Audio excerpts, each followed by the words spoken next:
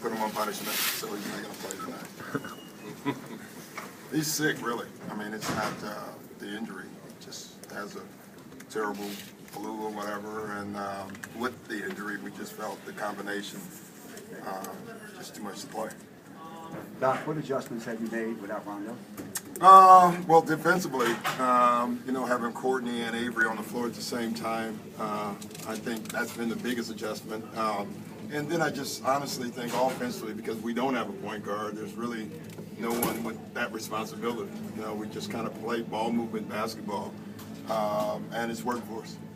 What is the game plan now, starting without KG against this Heat team? It doesn't change. It's the same game plan. We're smaller, obviously.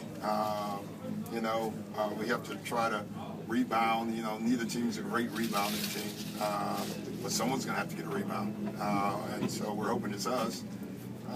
But other than that, we're just like the Charlotte game the other night. We didn't change anything. We played the same way. How did you think Brandon did picking up a little bit of the rebounding slack? I thought he was great. I thought all the bigs did a great job of just pitching in on the glass. Charlotte was actually bigger, and they stayed big for the most part, where Miami goes small a lot. So that kind of helps us in some way.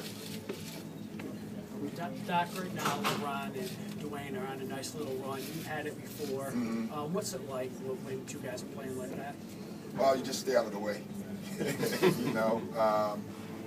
I think, obviously we did it the one year when we won 18 in a row and before Kevin went down. And, it's more than them, though.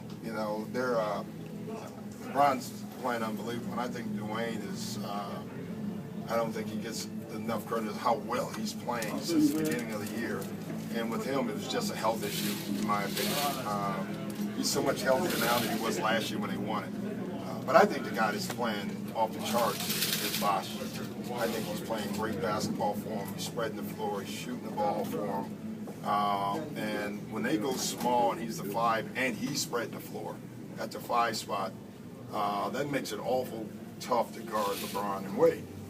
Because your big's outside of the paint trying to defend them. What was KG's reaction to not being able to play? Well, he came. He didn't come to shoot around, and he came to. And he's in there now. And right when I looked at him, I just said, "You're not playing."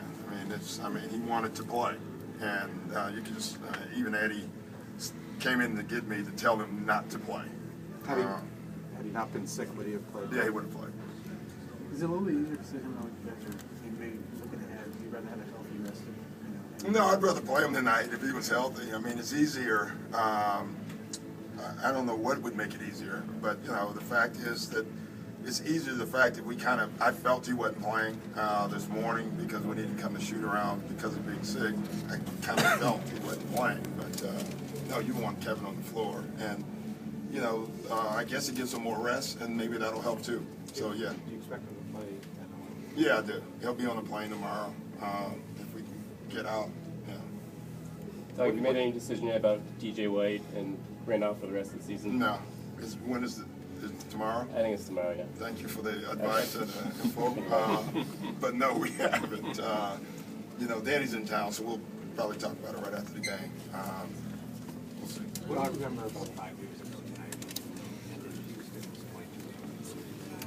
I don't remember much of that. I didn't even know that until saw it on ESPN yesterday. I remember the streak. First of all, I didn't know it was 5 years ago. That's amazing to me. I thought it was 2 years ago because they all go so quick. I knew we were playing really well. I think we swept Texas that year. So it was just two teams that were playing very well. And I know we felt pretty good going into that game. Ray didn't play. Leon Poe had 21 points. Is that right? Wow. Yeah. So maybe someone like that off the bench tonight. Whatever works for you. If you need to write that story that way, that's fine by me. Considering that, you did have KG and Jared the last time you beat the Heat, how much does the game plan change? Well, again, it doesn't. The way we play is the way we play. And, if this was a playoff game, you had time to make changes, you would. But in a one-day thing, you're not going to make a lot of changes. And honestly, the way we play is who we are. We're not going to change that. They're not going to change if one of their guys are out. So we're just going to roll the ball out and see what we have. Do you tell the guards, Doc, to again help a little bit more in the glass? How do you balance that in terms of with trying to get out in transition? Well, they still got to help on the glass, and you know, honestly, when a guard rebounds, that's better in a lot of ways because that's the first pass of your break. He already has the ball, and he can break out in transition, so that doesn't hurt us at all. We ran a ton in the Charlotte game, and our guards rebounded. So everyone has to rebound because, you know, listen, they're not small either. You know, LeBron's a 3, 4, 5, 6, if there was a number.